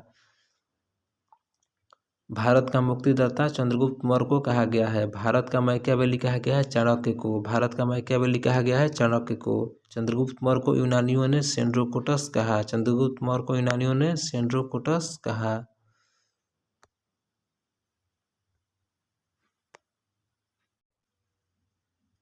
नेक्स्ट क्वेश्चन है विशाख दत्त समकालीन थे। विशाख दत्त समकालीन थे चंद्रगुप्त मौर्य के। विशाख दत्त समकालीन थे चंद्रगुप्त मौर्य के। मुद्राक्षस नामक नाटक के रचयिता थे विशाख दत्त। मुद्राक्षस के लेखक थे विशाख दत्त। नेक्स्ट क्वेश्चन है चंद्रगुप्त मौर्य के दरबार में आने वाले प्रथम यूनानी ये मेगास्थनीज थे। चंद्रगुप्त मौर्य के दरबार में आने वाले यूनानी थे प्रथम मेगास्थनीज जो इसका पुस्तक का नाम है इंडिका। इंडिका पुस्तक के लेखक मेगास्थनीज। पाटलिपुत्र के प्रशासन का वर्णन उपलब्ध है मेगास्थनीज की पुस्तक इंडिका में। पाटलिपुत्र के वर्णन का उपलब्ध है मेगास्थनीज की पुस्तक इंडिका में। मेगास्थनीज था सेल्यूकस निकेटर के दरबार में। मेगास्थनीज था सेल्यूकस निकेटर के दरबार में। नेक्स्ट क्वेश्चन है भारत का दौरा करने वाला प्रथम विदेशी चंद्रगुप्त मौर्य के समय था मेगास्थनीज। भारत का दौरा करने वाला प्रथम विदेशी था मेगास्थनीज। वो चंद्रगुप्त मौर्य के दरबार में आया था। सेल्यूकस निकेटर को पराजित किया था। सेल्यूकस को पराजित किया था चंद्रगुप्त मौर्य ने। कब किया था 305 में। नेक्स्ट क्वेश्चन है चंद्रगुप्त मौर्य का विवाह हुआ सेल्यूकस निकेटर की पुत्री कार्नेलियस से के साथ हुआ। चंद्रगुप्त मौर्य का विवाह सेल्यूकस निकेटर की पुत्री कार्नेलिया से हुआ। चंद्रगुप्त मौर्य ने जैन धर्म की दीक्षा ली। चंद्रगुप्त मौर्य ने जैन धर्म की दीक्षा ली जैनी भद्रबाहु से। चंद्रगुप्त मौर्य ने जैन धर्म की दीक्षा ली थी जैनी गुरु भद्रबाहु से। नेक्स्ट क्वेश्चन है चंद्रगुप्त मौर्य की मृत्यु हुई थी 298 ईसा पूर्व में। चंद्रगुप्त मौर्य की मृत्यु 298 ईसा पूर्व में हुई थी। कहाँ हुई थी श्रवणबेलगोला में जो कर्नाटक में पड़ता है और उपवास द्वारा हुआ था। चंद्रगुप्त मौर्य की मृत्यु 298 ईसा पूर्व में श्रवणबेलगोला के कर्नाटक के उपवास विधि में हुआ था। नेक्स्ट क्वेश्चन है श्रवणबेलगोला में गोमतेश्वर मंदिर की विशाल मूर्ति। श्रवणबेलगोला में गोमतेश्वर मंदिर की विशाल प्रतिमा चामुंड राय ने बनवाया था। कब बनवाया था 983 ईस्वी में। नेक्स्ट क्वेश्चन है चंद्रगुप्त मौर्य का पुत्र उत्तराधिकारी बिंदुसार था। चंद्रगुप्त मौर्य का पुत्र था बिंदुसार और उत्तराधिकारी बिंदुसार था। नेक्स्ट क्वेश्चन है अमित घात के रूप में प्रसिद्ध था। अमित घात के रूप में प्रसिद्ध था बिंदुसार। डायमेकस भारत आया था बिंदुसार के दरबार में। बिंदुसार अनुयायी था आजीवक संप्रदाय का। आजीवक संप्रदाय का अनुयायी था बिंदुसार। बिंदुसार का पुत्र उसके उत्तराधिकारी था अशोक। बिंदुसार का पुत्र था अशोक और बिंदुसार का उत्तराधिकारी अशोक ही बना। नेक्स्ट क्वेश्चन है अशोक मगध की गद्दी पर बैठा 269 ईसा पूर्व में। अशोक मगध की गद्दी पर बैठा 269 ईसा पूर्व में। अशोक की राजधानी का नाम पाटलिपुत्र था। अशोक की राजधानी का नाम पाटलिपुत्र। राजगद्दी पर बैठने के समय अशोक का अवंती का राज्यपाल था। राजगद्दी पर बैठने के समय अशोक अवंती का राज्यपाल था। अशोक की माता का नाम था सुभद्रांगी। नेक्स्ट क्वेश्चन है शिलालेख का प्रचलन प्रारंभ किया अशोक ने। शिलालेख का प्रचलन प्रारंभ किया अशोक ने। अशोक के शिलालेख संख्या 14 की खोज। अशोक के शिलालेख की संख्या 14 की खोज सर्वप्रथम पेंथेलर ने 1750 में किया। नेक्स्ट क्वेश्चन है शिलालेख में प्रयुक्त भाषा प्राकृत थी। शिलालेख में प्रयुक्त भाषा जो थी वो प्राकृत थी। शिलालेख में प्रयुक्त लिपि ब्राह्मणी और खरोष्टी। शिलालेख में जो प्रयुक्त लिपि थी वो ब्राह्मणी और खरोष्टी थी। ग्रीक तथा अरमाइक सर्वाधिक ब्राह्मणी थी। मतलब शिलालेख में प्रयुक्त होने वाली जो लिपि थी ब्राह्मणी, खरोष्टी, ग्रीक और अरमाइक, लेकिन सबसे सर्वाधिक शिलालेख में थी वो ब्राह्मणी लिपि थी। खरोष्टी लिपि दाएं से बाएं लिखी जाती थी। खरोष्टी लिपि को दाएं से बाएं लिखी जाती थी और ब्राह्मणी लिपि लिखी जाती थी बाएं से दाएं। अशोक स्तंभों का मूल उद्देश्य था। अशोक स्तंभों का मूल उद्देश्य था धर्म नीतियों तो बौद्ध धर्म का प्रचार प्रसार करना। मतलब अशोक स्तंभ का जो मूल उद्देश्य था वो धर्म के नीति और बौद्ध धर्म का प्रचार और प्रसार करना। नेक्स्ट क्वेश्चन है अशोक ने बौद्ध धर्म के प्रचार के लिए श्रीलंका भेजा था। तो अशोक ने बौद्ध धर्म के प्रचार के लिए श्रीलंका भेजा था अपने पुत्र महेंद्र और अपनी पुत्री संघमित्रा को। अशोक का सिंह स्तंभ स्थित है सारनाथ में। अशोक का सिंह स्तंभ स्थित है सारनाथ में। अशोक का सबसे लंबा स्तंभ लेख है सातवां। अशोक का जो सातवां स्तंभ लेख है वो सबसे लंबा है। नेक्स्ट क्वेश्चन है अशोक के अभिलेखों को सर्वप्रथम पढ़ा था। तो अशोक के अभिलेखों को सर्वप्रथम पढ़ा था जेम्स प्रिंसपे ने 1837 ईस्वी में अशोक के शिलालेख को अशोक अभिलेख को सर्वप्रथम पढ़ा था। नेक्स्ट क्वेश्चन है अशोक का सबसे छोटा स्तंभ लेख ये रोमन देय था। अशोक का सबसे छोटा स्तंभ लेख रोमन देय था। अशोक का नाम अशोक का जो नाम था वो अशोक मास्की आंध्र प्रदेश में है और गुर्जरा मध्य प्रदेश अभिलेख से मिलता है। अशोक का नाम अशोक मास्की और गुर्जरा अभिलेख से मिलता है। गुर्जरा अभिलेख मध्य प्रदेश में स्थित है और मास्की अभिलेख आंध्र प्रदेश में स्थित है। नेक्स्ट क्वेश्चन है अभिलेखों में अशोक को कहा गया है देवनाम प्रिय। अभिलेख में अशोक को कहा गया है देवनाम प्रिय। अशोक ने स्वयं को मगध का सम्राट बताया था। अशोक ने स्वयं को मगध का सम्राट बताया था। ये भाब्रू शिलालेख में और ये भाब्रू शिलालेख है राजस्थान में। कलिंग युद्ध का वर्णन है 13वें शिलालेख में। कलिंग युद्ध का वर्णन है 13वें शिलालेख में। नेक्स्ट क्वेश्चन है अशोक ने धर्म स्वीकार किया था। अशोक ने धर्म स्वीकार किया था कलिंग युद्ध 261 ईस्वी पूर्व के बाद। कलिंग युद्ध के बाद जो अशोक ने धर्म को स्वीकार कर लिया था और कलिंग युद्ध हुआ था 261 ईसा पूर्व में।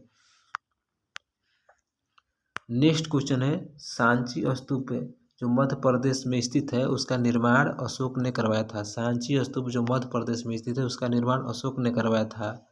नेक्स्ट क्वेश्चन है सांची स्तूप को नष्ट करवाया था पुष्यमित्र शुंग ने। सांची स्तूप को नष्ट करवा दिया था पुष्यमित्र शुंग ने। नेक्स्ट क्वेश्चन है भरहुत स्तूप। भरहुत स्तूप अशोककालीन है जो इसका निर्माण जो है मध्य प्रदेश में है। भरहुत स्तूप अशोककालीन निर्माण हुआ है और इसका मध्य प्रदेश में हुआ है निर्माण। और भरहुत स्तूप की खोज कनिंघम ने की थी। भरहुत स्तूप की खोज कनिंघम ने की थी। कब की थी? 1873 में। श्रीनगर की राजधानी श्रीनगर की स्थापना किया था अशोक ने। श्रीनगर की स्थापना किया था अशोक ने। नेपाल में ललित पतन नामक नगर को बसाया। नेपाल में ललित नामक नगर को बसाया था अशोक ने। अशोक ने बौद्ध धर्म की दीक्षा ली। ये अशोक ने बौद्ध धर्म की दीक्षा उपगुप्त से लिया था। अशोक की मृत्यु हो गई थी 232 ईसा पूर्व में। अशोक की मृत्यु 232 ईसा पूर्व में हो गई। नेक्स्ट क्वेश्चन है मौर्यकालीन बराबर गुफाएं स्थित है बिहार में। मौर्यकालीन बराबर की जो गुफाएं है वो बिहार में स्थित है और बिहार के जहानाबाद जिले के मखदुमपुर क्षेत्र में स्थित है। मौर्यकालीन दीदारगंज यक्षिणी मूर्ति कहाँ पाई गई है? मौर्यकालीन दीदारगंज यक्षिणी मूर्ति कहाँ पाई गई है? बिहार के पटना में। मौर्य साम्राज्य में प्रचलित मुद्रा थी। मौर्य साम्राज्य में सबसे ज़्यादा प्रचलित जो मुद्रा थी वो पर्ण था। नेक्स्ट क्वेश्चन है मौर्य साम्राज्य की सबसे छोटी इकाई। मौर्य साम्राज्य की सबसे छोटी इकाई ग्राम थी। मौर्य वंश का अंतिम शासक ये बृहदर्थ था। मौर्य वंश का अंतिम शासक बृहदर्थ था। बृहदर्थ की हत्या पुष्यमित्र शुंग ने कर दिया। बृहदर्थ की हत्या किसने किया? पुष्यमित्र शुंग ने। मौर्य वंश के बाद सत्ता में आया शुंग वंश। मौर्य वंश के बाद शुंग वंश की स्थापना हुई और शुंग वंश की स्थापना पुष्यमित्र शुंग ने किया। पुष्यमित्र शुंग ने किया और शुंग शासकों की राजधानी थी विदिशा। शुंग शासकों की राजधानी विदिशा थी। पुष्यमित्र शुंग ने अश्वमेध यज्ञ कराया था 2। पुष्यमित्र शुंग ने कितने अश्वमेध यज्ञ कराए थे? 2। मनुस्मृति की रचना हुई थी पुष्यमित्र शुंग के शासनकाल में। पुष्यमित्र शुंग के शासनकाल में ही मनुस्मृति की रचना हुई थी। पुष्यमित्र शुंग के पुरोहित थे पतंजलि। पुष्यमित्र शुंग के पुरोहित पतंजलि थे। महाभाष्य के रचयिता थे पतंजलि। योग दर्शन के प्रतिपादक पतंजलि। नेक्स्ट क्वेश्चन है तक्षशिला का यवन राजदूत हेलियोडोरस भारत आया। ये शुंग के समय में आया था। 9वें राजा भागवत के समय तक्षशिला का यवन राजदूत हेलियोडोरस भारत आया था शुंग के 9वें राजा भागवत के समय। नेक्स्ट क्वेश्चन है शुंग वंश का अंतिम शासक था देवभूति। शुंग वंश का अंतिम शासक था देवभूति। नेक्स्ट क्वेश्चन है शुंग वंश के बाद स्थापित हुआ कर्ण वंश। शुंग वंश के बाद स्थापित हुआ कर्ण वंश। कर्ण वंश के संस्थापक थे वासुदेव। कर्ण वंश का अंतिम शासक था सुशर्मा। और सातवाहन आंध्र वंश का संस्थापक, सातवाहन वंश को आंध्र वंश भी कहते हैं और इसका संस्थापक था सिमुक। सातवाहन वंश की राजधानी थी प्रतिष्ठान और प्रतिष्ठान कहाँ है? ये महाराष्ट्र में स्थित है। वो महानतम शासक था गौतमीपुत्र सतकर्णी। सतकर्णी जो था वो सातवाहन वंश का महानतम शासक था। सीसा का सिक्का चलवाया था सातवाहनों ने। सीसा और पोटीन का भी सिक्का जो चलवाया था वो सातवाहनों ने ही चलवाया था।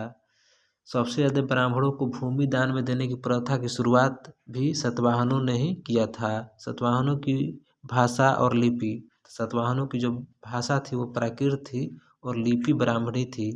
कलिंग वर्तमान में जो उड़ीसा में है, चेदी वंश का संस्थापक था महामेघवाहन। कलिंग के चेदी वंश का संस्थापक था महामेघवाहन।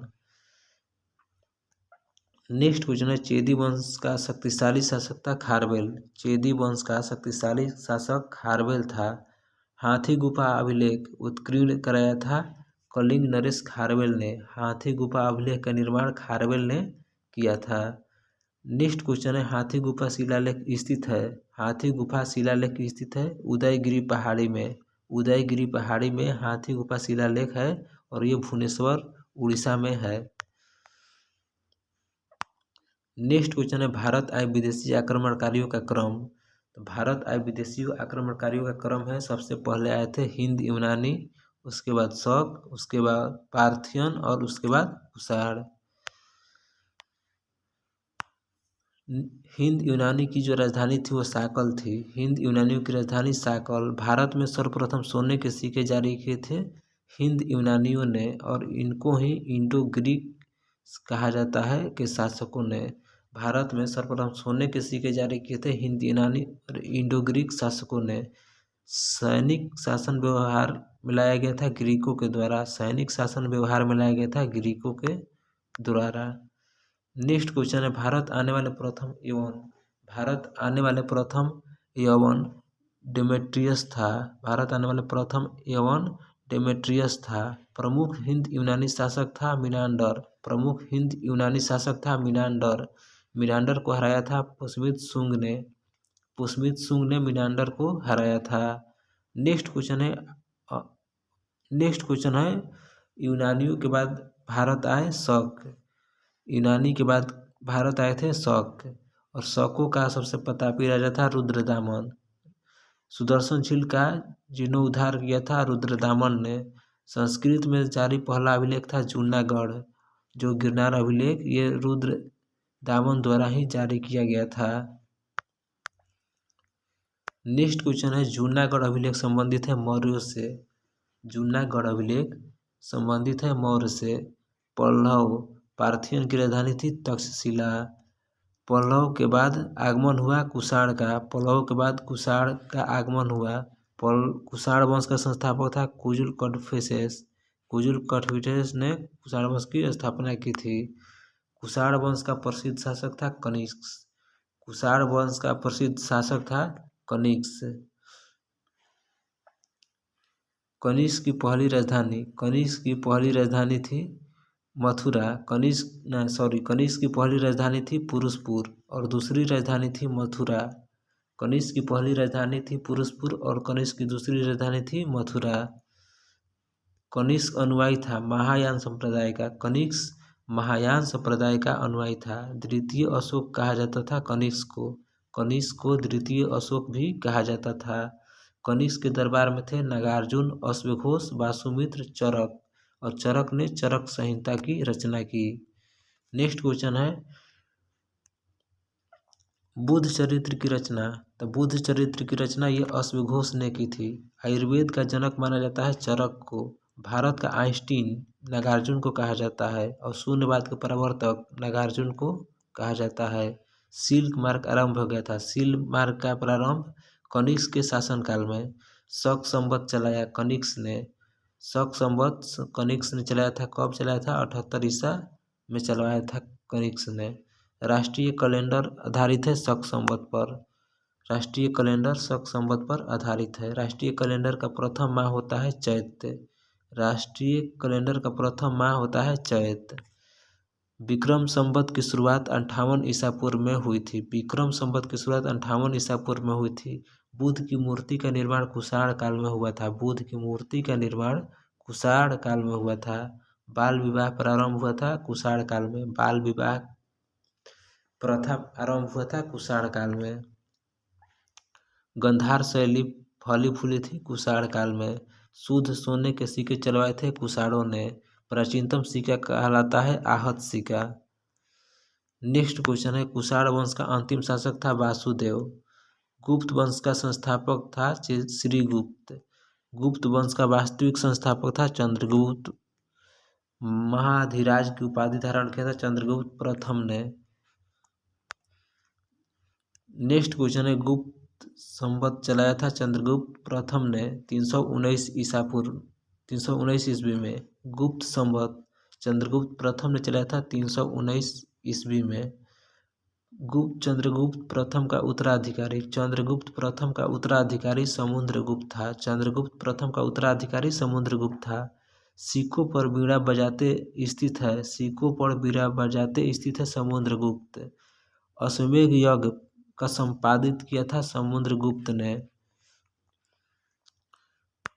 समुद्रगुप्त को भारत का नेपोलियन कहा जाता था। समुद्रगुप्त को भारत का नेपोलियन कहा जाता था। विंसेंट आयर स्मिथ ने कहा था भारत का नेपोलियन समुद्रगुप्त को। समुद्रगुप्त का दरबारी कवि था हरिसेन। हरिसेन किसका दरबारी कवि था? समुद्रगुप्त का। नेक्स्ट क्वेश्चन समुद्रगुप्त के विजय अभियानों का उल्लेख प्रयाग प्रशस्ति लेख की रचना हरिसेन ने की थी। समुद्रगुप्त के विजय के अभियानों का उल्लेख मिलता है प्रयाग प्रशस्ति लेख में और प्रयाग प्रशस्ति लेख की रचना हरिसेन ने की थी। नेक्स्ट क्वेश्चन है समुद्रगुप्त का उत्तराधिकारी चंद्रगुप्त द्वितीय हुआ। समुद्रगुप्त का उत्तराधिकारी चंद्रगुप्त द्वितीय हुआ। चंद्रगुप्त द्वितीय यानी विक्रमादित्य को कहा जाता है। चंद्रगुप्त द्वितीय ने अपनी दूसरी राजधानी बनाया था उज्जैन में। चंद्रगुप्त द्वितीय को कहता है विक्रमादित्य और चंद्रगुप्त द्वितीय ने दूसरी राजधानी बनाई थी उज्जैन और इनकी प्रथम राजधानी थी पाटलिपुत्र। चंद्रगुप्त द्वितीय की प्रथम राजधानी थी पाटलिपुत्र। नेक्स्ट क्वेश्चन है आर्यभट्ट, कालिदास, धन्वंतरी और बराहमिहिर। आर्यभट्ट, कालिदास, धन्वंतरी और बराहमिहिर सुश्रुत क्षरपक ये चंद्रगुप्त द्वितीय के दरबार में रहते थे। बराहमिहिर आर्यभट्ट थे। बराहमिहिर था खगोलविद और आर्यभट्ट गणितज्ञ थे। दशमलव प्रणाली का विकास आर्यभट्ट ने किया। मेघदूत कुमार संभवन की रचना कालिदास ने की। मेघदूत और कुमार संभवन की रचना कालिदास ने की। शैल चिकित्सा के जनक थे सुश्रुत। शैल चिकित्सा के जनक थे सुश्रुत। गीत गोविंद के लेखक, गीत गोविंद के रचयिता थे जयदेव। पंचतंत्र के लेखक थे विष्णु शर्मा। पंचतंत्र के लेखक थे विष्णु शर्मा। हितोपदेश पुस्तक के लेखक, हितोपदेश पुस्तक के लेखक नारायण पंडित। हितोपदेश पुस्तक के लेखक नारायण पंडित। स्वप्नवास वादिता के लेखक थे भाष्य। स्वप्नवास वादिता के लेखक थे भाष्य। मालती माधव के लेखक थे भवभूति। मालती माधव के लेखक थे भवभूति। कथा सरित्र सागर के लेखक, कथा सरित सागर के लेखक थे सोमदेव। नेक्स्ट क्वेश्चन है प्रसिद्ध चीनी यात्री, प्रसिद्ध चीनी बौद्ध यात्री फाहियान आया था चंद्रगुप्त द्वितीय के शासनकाल में, 5वीं शताब्दी में आया था। सर्वाधिक स्वर्ण मुद्रा जारी गुप्त काल में हुआ। सर्वाधिक स्वर्ण मुद्रा को जारी गुप्त काल में किया गया। सर्वाधिक चांदी का सिक्का को सर्वप्रथम चलाया था, चांदी के सिक्का को सर्वप्रथम चलवाया था चंद्रगुप्त द्वितीय ने। शकों पर विजय के उपलक्ष्य में चलवाया था चांदी का सिक्का चंद्रगुप्त द्वितीय ने।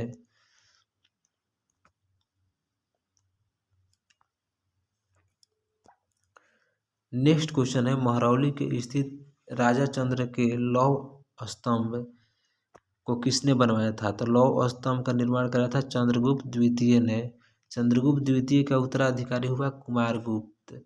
नालंदा विश्वविद्यालय की स्थापना किया था कुमारगुप्त ने। और नालंदा विश्वविद्यालय की स्थापना किया था कुमारगुप्त ने प्रथम शताब्दी में, 5वीं शताब्दी में गुप्त काल में किया था। और नालंदा विश्वविद्यालय को बख्तियार खिलजी ने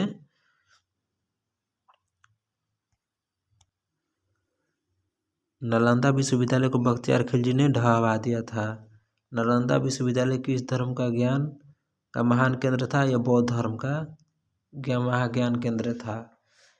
नेक्स्ट क्वेश्चन है नालंदा विश्वविद्यालय को आग लगाकर नष्ट किया।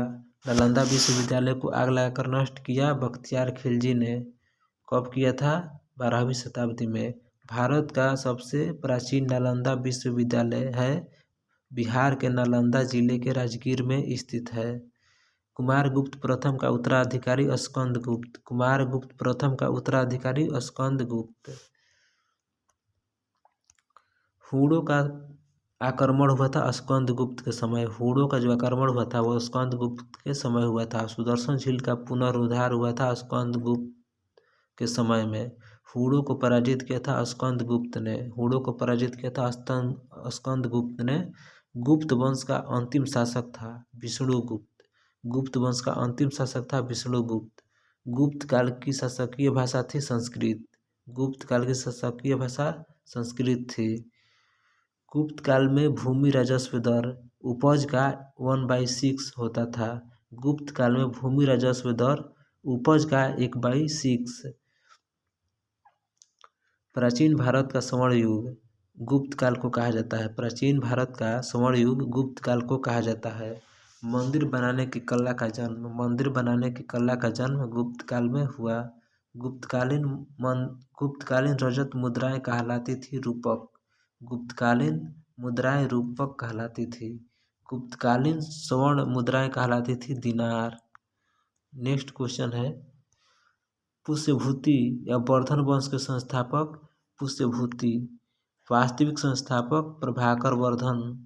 प्रभाकर वर्धन का पुत्र राजवर्धन व हर्षवर्धन। प्रभाकर वर्धन का पुत्र था राजवर्धन और हर्षवर्धन।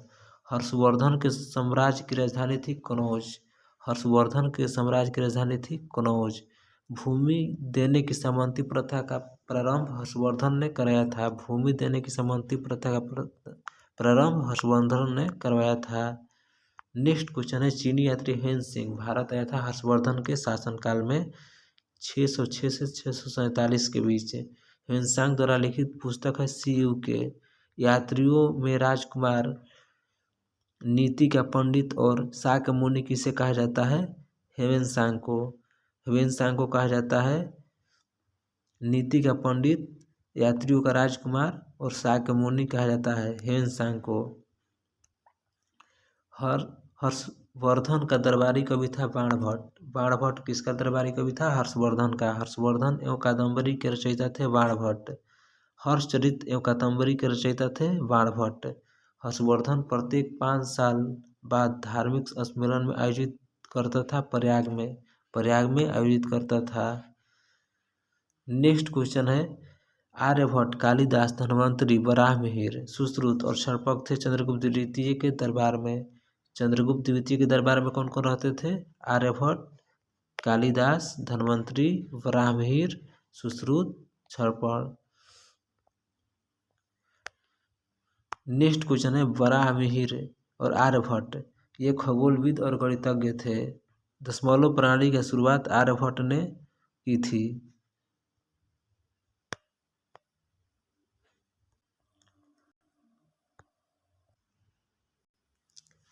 नेक्स्ट क्वेश्चन है, हर्षवर्धन का दरबारी कवि था। हर्षवर्धन का दरबारी कवि था बाणभट्ट। हर्षचरित्र एवं कादम्बरी के रचयिता थे बाणभट्ट। हर्षवर्धन प्रत्येक 5 वर्ष बाद धार्मिक सम्मेलन का आयोजन करता था प्रयाग में। हर्षवर्धन के शासनकाल में भू राजस्व दर था 1/6। नेक्स्ट क्वेश्चन है, पुलकेशिन द्वितीय ने हर्षवर्धन को 634 ईस्वी में पराजित किया था नर्मदा नदी के तट पर। पुलकेशिन द्वितीय ने हर्षवर्धन को 634 ईस्वी में पराजित किया था नर्मदा नदी के तट पर। भारत का अंतिम हिंदू सम्राट हर्षवर्धन था। भारत का अंतिम हिंदू सम्राट हर्षवर्धन। संगम युग का महान शासक कारगिल था। संगम युग का महान शासक कारगिल। संगम का अर्थ है कवियों की गोष्ठी और सभा। संगम का अर्थ है कवियों की गोष्ठी और सभा से। संगम युग का इतिहास किस राज्य के इतिहास से संबंधित है? ये तमिलनाडु से संबंधित है संगम राज्य का इतिहास से। नेक्स्ट क्वेश्चन है, भारत एवं प्रथम एवं तृतीय संगम हुआ था मदुरई में। प्रथम एवं तृतीय संगम हुआ था मदुरई में। द्वितीय संगम हुआ था कपाटपुरम। द्वितीय संगम कपाटपुरम में हुआ था। प्रथम संगम के अध्यक्ष थे अगस्त ऋषि और द्वितीय संगम के भी अध्यक्ष थे अगस्त ऋषि और तृतीय संगम के अध्यक्ष थे नकीर। तीनों संगमों का आयोजन किया गया था पांड्य राजाओं के संरक्षण में। तीनों संगमों का आयोजन किया गया था पांड्य राजाओं के संरक्षण में। नेक्स्ट क्वेश्चन है, संगम साहित्य के किन तमिल प्रदेशों का विवरण प्राप्त होता है? संगम साहित्य के किन तमिल प्रदेशों का विवरण प्राप्त होता है? ये चोल, चेर और पांडे। चोल, चेर और पांडे ये तीनों को हम संगम साहित्य में देखते हैं। चोल राज्य का प्रमुख शासक था कारकल। चोल राज्य का प्रमुख शासक था कारकल। पुरी के जगन्नाथ मंदिर नागर शैली का, पुरी का जो जगन्नाथ मंदिर है वो नागर शैली का निर्माण करवाया था अनंत वर्मन चुडगंग ने किया था पुरी के जगन्नाथ मंदिर का निर्माण। नेक्स्ट क्वेश्चन है, भुवनेश्वर में लिंगराज मंदिर का निर्माण करवाया था। भुवनेश्वर में लिंगराज मंदिर का निर्माण करवाया था सोमवंशी राजा यतीत केसरी ने।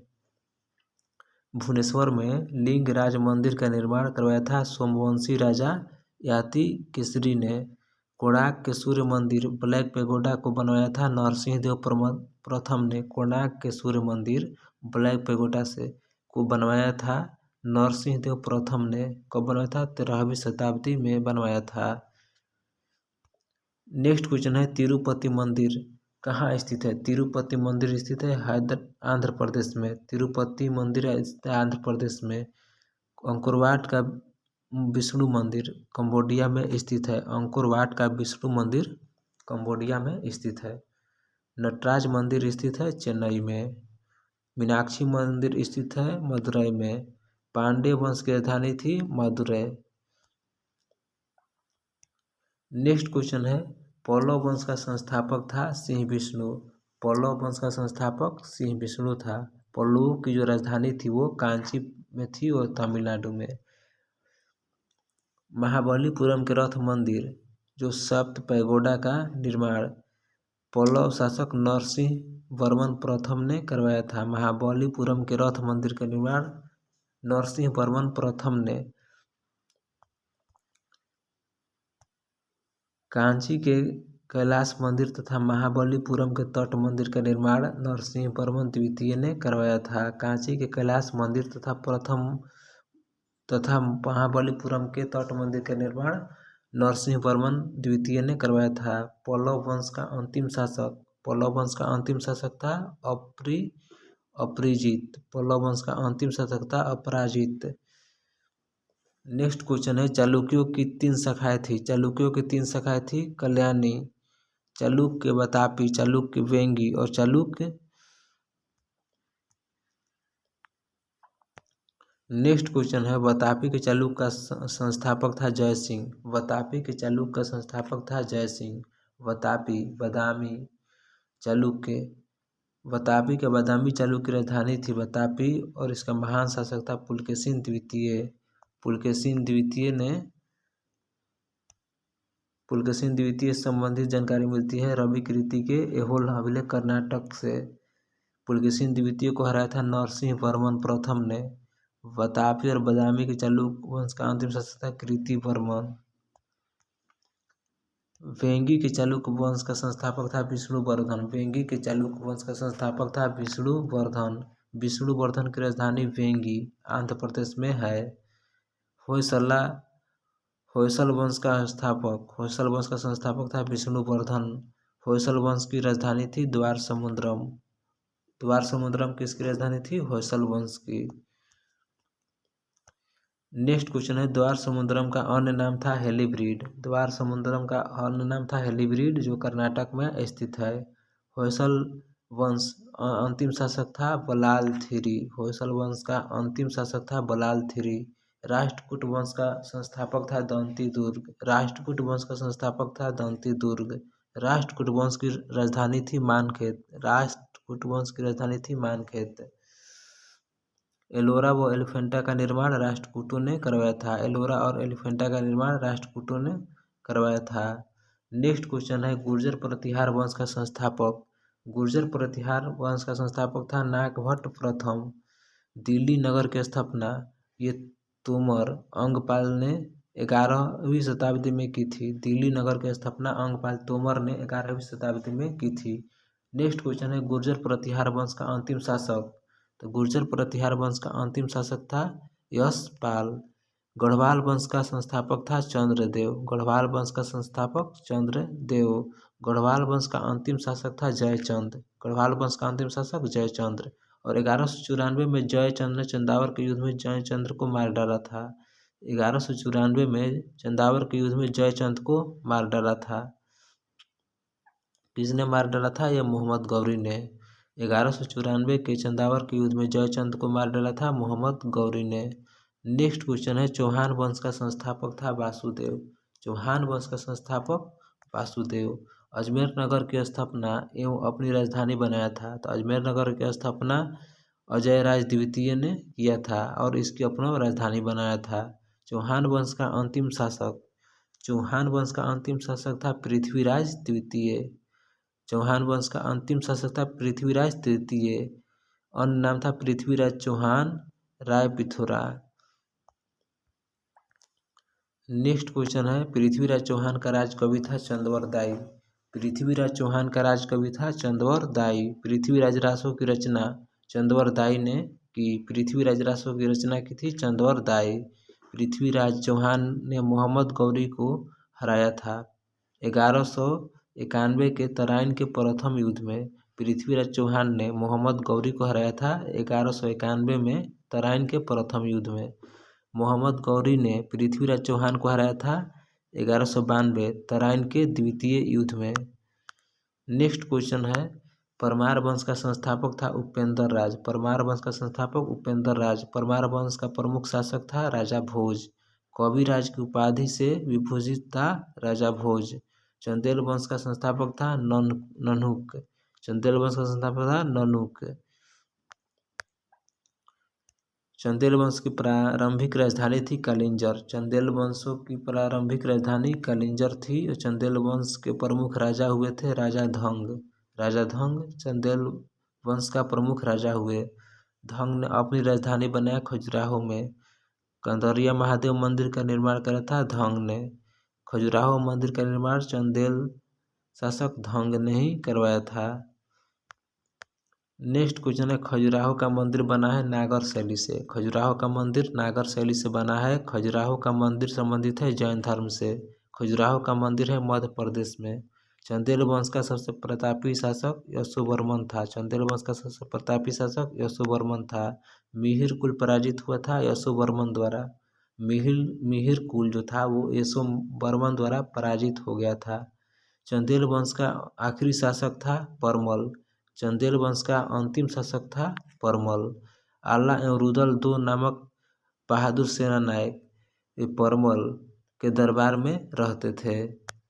सोलंकी वंश का संस्थापक था मूलराज प्रथम। सोलंकी वंश का संस्थापक था मूलराज प्रथम। सोलंकी वंश की राजधानी थी अहिलवाड़। सोलंकी वंश के प्रमुख शासक कौन थे? तो ये थे भीम। भीम प्रथम, जय सिंह, सिद्धराज, भीम द्वितीय। सोलंकी वंश के प्रमुख शासक हुए भीम, भीम द्वितीय, भीम प्रथम और भीम द्वितीय, जय सिंह और सिद्धराज सोलंकी वंश के प्रमुख शासक हुए। नेक्स्ट क्वेश्चन है, महमूद गजनी ने सोमनाथ मंदिर पर आक्रमण किया था भीम प्रथम के शासनकाल में। दिलवाड़ा के प्रसिद्ध जैन मंदिर का निर्माण भीम प्रथम के समय बिमल शाह ने करवाया था। नेक्स्ट क्वेश्चन है, सोलंकी वंश का अंतिम शासक था भीम द्वितीय। सोलंकी वंश का अंतिम शासक था भीम द्वितीय, जिन्होंने 1178 में मोहम्मद गौरी को हराया था। सिसोदिया वंश के प्रमुख शासक थे महाराणा प्रताप। सिसोदिया वंश के प्रमुख शासक थे महाराणा प्रताप। नेक्स्ट क्वेश्चन है, मेवाड़ पर शासन था सिसोदिया वंश का। मेवाड़ पर किसका शासन था? सिसोदिया वंश का। मेवाड़ की राजधानी कहाँ थी? तो ये चित्तौड़ में। मेवाड़ की राजधानी चित्तौड़ में विजय स्तंभ का निर्माण करवाया। विजय स्तंभ का निर्माण राणा कुंभा ने करवाया। नेक्स्ट क्वेश्चन है, महाराणा संगा ने इब्राहिम लोदी को पराजित किया था खतौली के युद्ध में और ये हुआ था 1518 ईस्वी में।